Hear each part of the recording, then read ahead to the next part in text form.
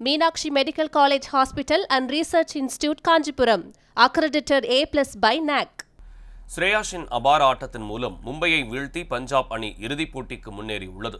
IPL தொடரின் play off சுற்றுகள் நடைபெற்று முடிந்துள்ளன.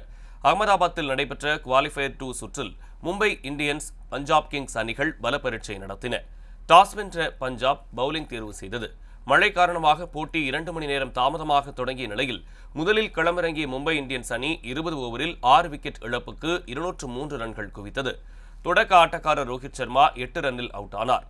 பேர்ஸ்டேவ் 24 பந்தில் 38 ரன்னும், சூரியகுமார் யாதவ் 29 பந்தில் 44 ரன்னும், திலக் வர்மா 26 பந்தில் 44 ரன்னும் குவித்தனர். கடைசி கட்டத்தில் நமன் தீர் 18 பந்தில் 37 ரன் எடுத்து அவுட் ஆனார். இதையடுத்து 204 ரன்கள் எடுத்தால் வெற்றி என்ற இலக்குடன் பஞ்சாப் அணி களமிறங்கியது.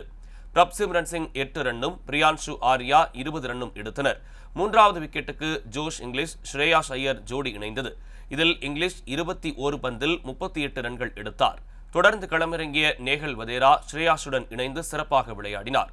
அரை சதம் அடிப்பார் என எதிர்பார்க்கப்பட்ட நிலையில் 48 ரன்னில் அவுட் ஆனார்.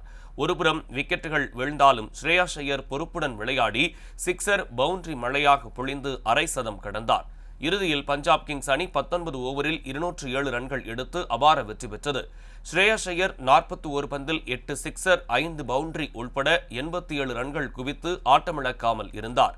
இதன் மூலம் IPL தொடரின் இறுதிப் போட்டிக்குள் பஞ்சாப் அணி நுழைந்தது. நாளை நடைபெறவுள்ள இறுதிப் போட்டியில் RCB அணியை பஞ்சாப் கிங்ஸ் எதிர்கொள்கிறது.